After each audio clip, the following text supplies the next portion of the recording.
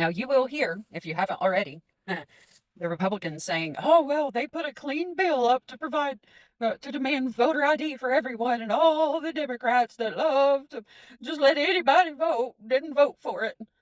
And let me show you why. This is the actual text of this amendment. It's S.1383 from John Husted of Ohio in the Senate. And it starts off talking about requirement to provide ID in person, but it's not the in-person part that's an issue here.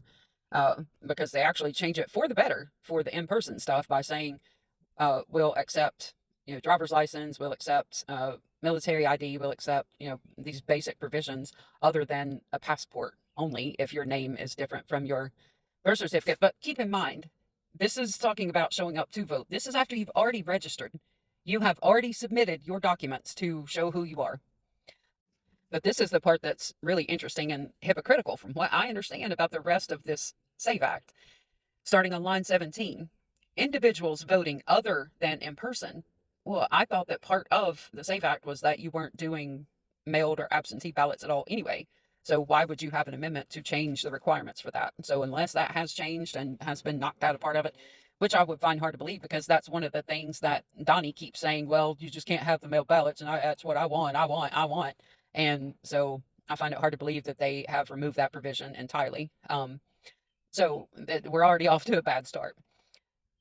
In general, notwithstanding any other provision of law and except as provided in subparagraph B, the appropriate state or local election official may not accept any ballot for an election for federal office provided by an individual who votes other than in person unless the individual submits with the ballot a copy of a valid photo identification or the last four digits of the individual's social security number and an affidavit developed and made available to the individual by the state attesting that the individual is unable to obtain a copy of a valid photo ID after making reasonable efforts to obtain such a copy. So then you get into all this nonsense when you go to submit your ballot, and you're going to be getting a call from the elections office saying, well, did you make a reasonable effort? And I need you to show me how you made a reasonable effort. And I don't believe that you made a reasonable effort because it's not defined in here. So there would be that problem. But also, you would be sending your ID with your and or the most crucial part of your social security number, which is the last four, with your ballot. They would be together, which takes away the entire right to have a secret ballot. And they argued, they had some debate on the floor saying, well, no, it would actually be outside of the secrecy envelope and the blah, blah, blah. Well, who's to say that they also then say, well, there's all this cheating going around and they just run out the door with this and they run out the door with that and they shred this. So why would you want to send them more papers if there are all these people who are determined to get them and do things with them? And what? Why would you send that in to them? And why would you send into them your choices on your ballot with your ID for them to say, yeah, I don't like that this person voted for that one, which is the kind of stuff that they perpetuate, right? Why would they go ahead and process that? Oh, whoops, I'm sorry, I lost the copy of your ID.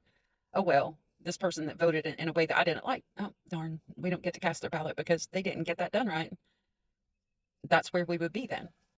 And this portion down here in section B at line 22, this is how they want to arrange it so you can actually go make copies like you're living in 1985.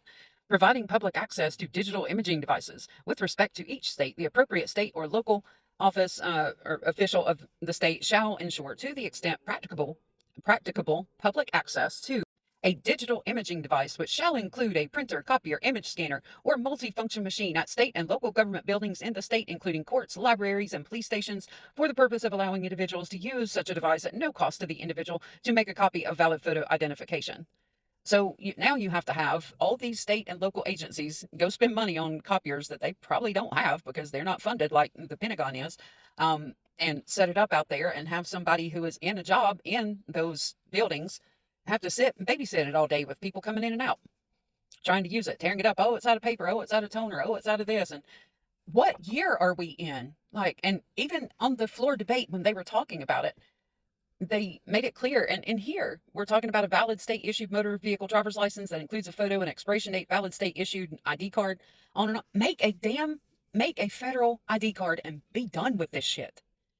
Make a federal voter ID card that is free of charge and just stop this shit. That just quit. It's ridiculous. God, I hate these people.